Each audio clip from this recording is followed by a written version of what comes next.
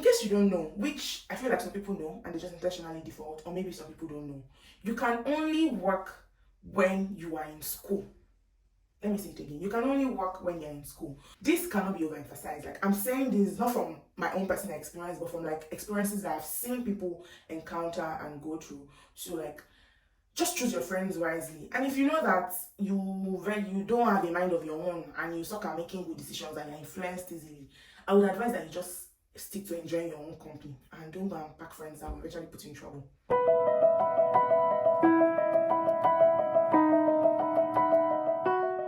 Hey guys, welcome back to my channel. Just in case you're seeing me for the first time, my name is Loveline and I am a Nigerian based in BC, Canada. I share my journey as an immigrant in Canada and my lifestyle here as an immigrant who is navigating life in Canada. And I sometimes share relocation tips, immigration tips here on the channel. So I had initially planned out the content like this. I made up a script. The video was supposed to be on advice from a final semester student to a new semester student. But yesterday while I was scrolling through Instagram, I found a post on OLUFEMILOYE'S page. This is the second time I'm talking about OLUFEMILOYE. That's because I follow him. I like to go through his content very well. He shares relocation tips on his Instagram page, and not just relocation tips alone, like everything that has to do with immigration, recent news, recent updates and all that. I suck at keeping up with the news here, everywhere. Even when I was in Nigeria, I never used to keep up with news, but OLUFEMILOYE is one of those people that I follow because you always get like recent updates and tips from his Instagram page, or even on Twitter as well. He also has like a website where he shares like stuff on the website and tips. In case you're wondering why I'm filming this from the bathroom, it's because it's supposed to be something very fast, spontaneous. I'm not even sitting so that we can just get to it and be done immediately. So I'm filming from the bathroom today. But anyway, so I was on Instagram and I saw this post on OLUFEMILOYE'S page where he said that it's arrival season for international students in Canada. For those who have been there and done that, what is your first advice for international students in Canada? And I went through the comment section and I'm like, you know what? Ditch that script that I made. Let's use the comment section as a content because people dropped a lot of helpful tips in the comment section. So credit of this video goes to OLUFEMILOYE because everything I'm going to be saying, I'm just going to be reading out comments in the comment section and also drop my 1 or 2 cents and what I think in regards to the comments. I went to the comment section already and I saw a lot of helpful tips. So I'm also going to link this particular post in the description box so you can actually go and go through, or because I'm definitely not going to be able to go through over 200 and something comments, so you can go to the post and read the comments. So to start with, I'm definitely going to start with the pinned comments in the comment section before I then go on to read random ones that I was initially going to even touch on based on the scripts that I had made initially for this content. So let's go on to read the first pinned comments, which was made by T. Bamidele. He said, "You're not in a race with anyone. Run your own race by yourself. No competition. Don't get yourself into unnecessary debts. This cannot be overemphasized. Don't get yourself into unnecessary debts. Utilize free support services available to students. Buy from thrift store like Value Village or Facebook Markets to save money on some things if you're on a budget. Come with as enough as possible money to get started. You may not get a job immediately or be too busy with class to even work. Surround yourself with people of like minds, people who know what they are doing and where they are going." You see this first comment, this is enough already for this video. I can pick out different things and just talk on them. First of all, let's talk about debt. It's very easy for you to get yourself into debt when you get to Canada because there's something called credit system here where you can buy something and then pay instrumentally as long as you have good credit score. Even if you don't have good credit score, there's some things that they do to entice students when they just settle down. If you go to Superstore now, you start seeing stuff like, oh, student package, come get a phone, blah blah blah. Don't get me wrong, there's nothing wrong with getting all these things and paying on installments. But if you're new here and you know that you're on a budget and you're still trying to settle down, there's nothing wrong with the phone that you came to Canada with from wherever you're coming from. Still manage whatever you have. Don't start getting yourself into unnecessary debt where you now have to start paying when you know that you're on a budget and you barely even have enough to help you settle down. So try to avoid unnecessary debt. Also, if you're just coming in, you want to utilize things like Facebook Markets. Even people that have been here for years, they still buy stuff from Facebook Markets. Some stuff you don't necessarily have to like buy brand new. While you're still settling down, you can still check Facebook Market and be able to get good deals. If you're even lucky, some things on Facebook Market, the sellers are barely even use them. Some of them are still even in their boxes. So that's the next thing, that they barely use them. So buy stuff from Facebook Markets to help you save money. Buy stuff from thrift store to help you save money, pending the time that you settle down and you start to earn the Canadian dollars. This is probably too late if you've already booked your flight and you're already coming. But I would say that I hope that you've saved enough money. I hope that you're coming in with enough money, as much as possible, that will last you for a while, pending the time you settle down properly. Because, except you're lucky, that is when you get a job the day that you land. But in most cases, it's rare for you to get a job and start earning as soon as like the first day that you land. So I hope that you're coming in with enough money. If not, if you're not coming in this September, if you're coming in like January, I would advise that you start saving up money. Have like something that can sustain you for like your first 6 months, pending the time that you settle down properly. Still on these comments, the last thing I'd like to touch on this particular comment is for you to surround yourself with people of like minds. One thing I would like to say is the first of the people that you meet and start to make friends with when you enter Canada would have a lot of impact on your life. And this impact is either going to be positive or negative depending on those people. Know what your values are, know what you set for yourself, know the goals that you set down for yourself, and I advise that you make friends and meet with people that share the same values with you, have the same mindset with you. If from getting to school, you start to mix with people that think that, oh, the school year is hard, it's not easy to pass, and all that, I put it to you that you spend a lot of time struggling a lot and finding it so hard to even pass the simplest of the simplest courses. Not to say that, oh, school is not hard, or maybe, oh, it's easy peasy, it's a walk in the park. Everywhere, school is not a walk in the park, even back home. So know the kind of people that you're going to be friends with, know the kind of people that you're going to be giving your time to, and make sure that whoever the set of people are, they're impacting you in a good way, and you guys share the same values and have the same mindsets. The second pinned comment here is, take away the mindset that Nigerians do help each other. God help men through men. I've heard this plenty times. People say stuff like, oh, Nigerians don't help each other. Nigerians see each other by the roadside and just look away and don't say hello. How are you so sure that a black person is Nigerian? But anyway, you have to erase that mindset from your head. Just put it in your head that you find favor through men, through people, whether black or white. The land will be favorable towards you, regardless of whether you're meeting a black person or you're meeting a white person. Just have faith and speak existence, speak life into your existence here in Canada, and know that the land is going to be favorable to you. Don't expect more favor from one person because you see a black person in your class. You expect a favor from the black person. Just live your life, do your thing, make friends with people. I'm not saying don't ask for help. Ask for help if you need help. Just make friends with people, but don't have that entitlement mentality. So now that I'm done reading the 2 pinned comments in this post, I'm going to go on to like read some of the comments that OLUFEMILOYE himself liked in the comment section. This one is actually funny. Someone in the comment section said, leave STIS for now. Attend classes. Don't default in any conditions on your study permits. Start preparing for your PR before you start sending money back home. Be PR ready. Get IELTS and WEST done. Get in the EE pool on time. You could get PR before you finish your studies. Above all, for divine guidance. Above all, pray for divine guidance in all your steps. May Canada favor you and your family. Amen. Another comment that he liked actually said, never forget God. It's very easy for you to get to Canada and forget God and just throw your believer lifestyle in the bin due to all the distractions that you have around you. But just try as much as possible not to forget God. Hold on to God, and even holding on to God will make your journey 10 times easier. Another comment again is still relating to God, but the person says, trust God for easy settlement and helpers. Don't lose your Christian values because you think you've arrived. Stay aligned with God. Another comment here that I really like, and it's also a comment that was written by one of the people that I used to watch a lot before I came to Canada. I still watch her. I really like her content. I like her. Her name is Faye Mark. So she actually wrote, keep your eyes on the prize. Don't do anything to jeopardize your status and future applications. So someone in the comment section who I actually believe is an immigration consultant actually said, please always look for available programs and resources for international students. I would say students in general. Those programs and resources are made for your academic success.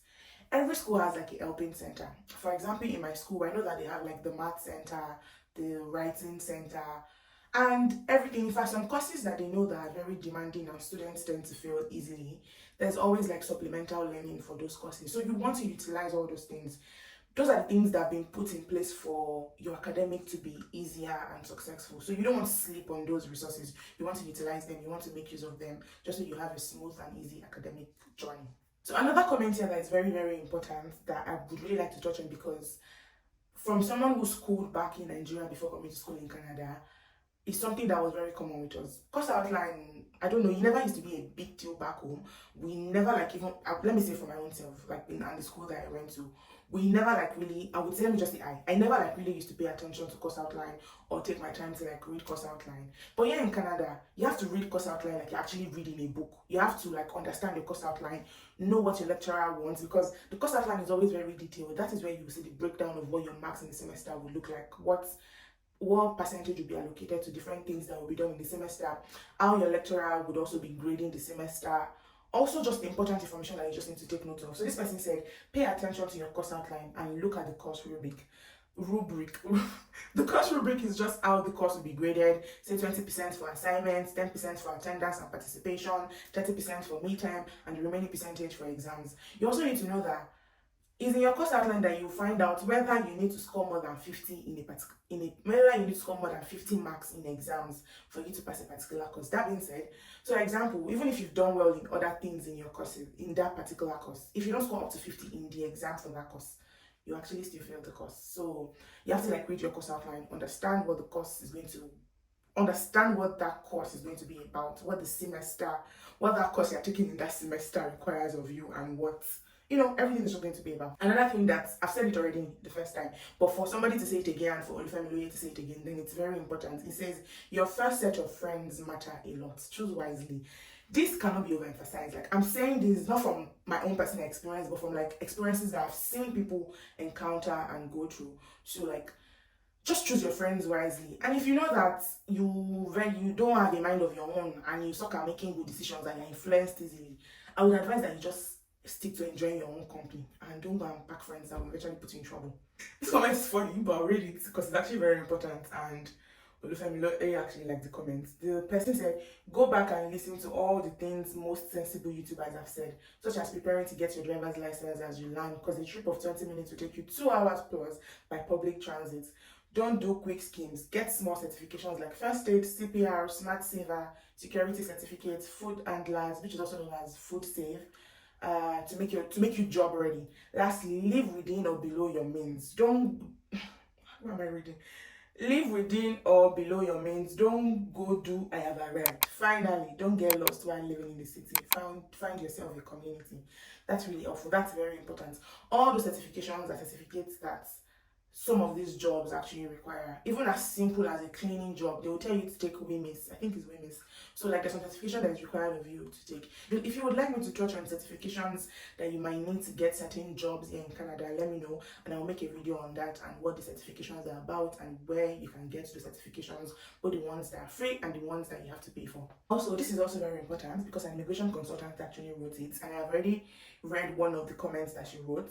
I would say that she said, finally, if you cannot join a term due to an illness or the other and you need authorized leave, kindly write your school for an authorized leave.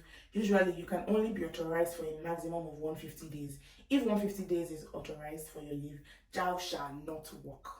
So, in case you don't know, which I feel like some people know and they just intentionally default, or maybe some people don't know, you can only work when you are in school. Let me say it again. You can only work when you're in school. So if you're out of school, or you've not resumed school, or you've not started school, you're not supposed to work. So in this situation, just saying, in case you're ill, you need to stay away from school, blah, blah, blah, no, blah, blah, blah, and the rest of that, you are not supposed to work. So you can only work when you're in school. Just take note of that. I've seen situations where people come in a month before, 2 months before, and they've not started school yet, but they start to work immediately. I'm not judging anybody, please. But it's not advisable. These things can come back to bite you in the butt later. But I don't know. People do it and they get away with it. Let it not be that it's when you do it that you don't now get away with it. So just be careful. Plus, it's going to be a bit difficult for you to get away with it now because back in the days, people were able to go to the borders and go flagpole. But now there's no more flagpoling for international students. People used to go to the borders to for their postgraduate work permit and flagpoling. Flagpoling, That's another explanation for another video. But flag poly basically means going to the US border and saying that you want, and then they will give you a paper to take back to the Canadian border, and then they will use it to get their postgraduate work permit instantly, right on spot, rather than applying online and waiting for months. So people used to be able to do that, and doing flag polling would not give officers enough time to like go through your papers and documents properly. But now, if you are doing that and we're no longer able to flag poll, just remember that these things can come back to haunt you in the butt. So try to adhere to only working when you're already a student. So if you're a student and you're on holiday, you can work. But if you've not started schooling yet and you're working, it can actually get you in trouble. This is another comment that OLUFEMILOYE liked. And back home, when our parents used to say these things to us when we were on our way to boarding school or back to school, they used to sound like a broken record, and I used to be like, we've heard. They used to say it every time, but I think it's very important. So let me just read it. Remember God and the son or daughter of whom you are. Know how and why you left Nigeria for Canada. Set your goals straight. Another comment here that somebody wrote that OLUFEMILOYE liked here is find a community. There are a lot of communities around you. Make sure you find the one that shares the same values with you and just stick to those communities. That way you'll be able to meet people and make friends on time.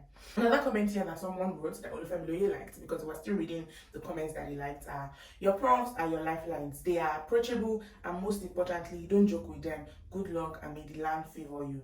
See, I know that people say that these things don't work sometimes, like going to like know your professor, but I've tried it a couple of times, and I would say that it has worked for me. In cases where, in some courses where I struggled, I made sure that I met my lecturer at least once, for the lecturer to just know that I'm finding this thing difficult. This thing they're teaching me is not balancing properly. I'm struggling in certain areas and I need help. So, and with that being said, some people say that, oh, it's a lie, it doesn't work, it doesn't do this, it doesn't do that. But maybe I was just lucky enough, and maybe I just passed my course on my own, I don't know, or maybe I just did very well in my courses. But I would say that if your lecturer knows that you're struggling, that way they put a face to the name. So they already know that you have this zeal in you to want to study and learn, and they're also very it makes it easier for them to like know where you're struggling and also how to come in and help. I like to use like the course that I took in my second summer for an example, which is actually not the first one, but let me just use that one as an example, because that's actually my most recent course that I just finished. So I was struggling with that class. When the class started initially, I wasn't exactly struggling. I was okay. At least with the help of my classmates and my friend, I was able to meet up and understand certain things. So for my first test, I did extremely well, very well, and then second test came and everything just went downhill. Like, it was horrible. I didn't do well in my test. It was that bad. And I went to check my scripts, because in your school you can always go to like check your scripts to see where you made mistakes, what you need to fix, also to like have conversations with your lecturer. Some of them even have enough time to like go through the one that you did not do well in, the questions that you didn't do well in, and then they will explain the questions to you and how to go about on how to answer the question. I just want to check my script. I told my lecturer that I was struggling, I wasn't doing well, and he eventually even sent an email giving me extra resources to like use to study, and he also posted that resources to Moodle. But it's just good for your professors to like put a face to your name, know that you are going through this, know that, oh, you're finding this course difficult. So I think that once they put, maybe it's just my head or just what I think, but I think that once they put a face to your name, even when they are marking your script, for the nice ones, the good ones, the ones that are nice, when they are marking your script, they're a little bit more lenient with you and they extend grace. I don't know. That's just what I think. Maybe I might be wrong. But personally, it has worked for me, especially for courses where I struggled. Just to save time, I've gone through the comments already. I cannot I can't read all the almost 300 comments there. I'll link the post. But I'd like to say these two things just before I end this video. Number one is plagiarism is a big deal abroad. Plagiarism in the sense that you're using someone else's work for your assignments, or you're not referencing your assignments. It could lead to like a very big deal where you face like academic panel and all that. They will even write to the academic integrity, yada yada yada. Just make sure that you're not plagiarizing your assignments, and you always reference your assignments properly, just so you don't get in trouble. The second thing that I want to touch on is participation grade. Participation grade is such a very big deal here. Back in Nigeria, I don't think there was anything like participation grade. I never even used to participate in anything in class. I didn't used to answer questions or even try to like speak. Even here, it was not all my classes that I was actively participating in, but like I used to participate in it. I made sure that I participated a couple of times just to earn mark in my participation grades. So I would say that check participation very seriously. Even if it's just saying just 3 words, just say something in your class, participate. Even if it's asking question, don't ask stupid questions that are sensible and relating to your course. Just participate so that you can know that, oh, you've secured 10% out of your 100% for the course. And that is it. I'll link this post that I just read comments from in the description. You can go there to like read the comment and just see the other advices that people shared. That's it for this video. I will link this particular post by OLUFEMILOYE in the description so that you can by yourself go there to read the comments and pick up 1 or 2 things that are valuable. Let me know if you like this video. Let me know what you think. Please give this video a thumbs up, leave a comment, subscribe if you haven't, turn on your notification bell so that you will know when next I post a video. And I'll see you guys next time. Bye.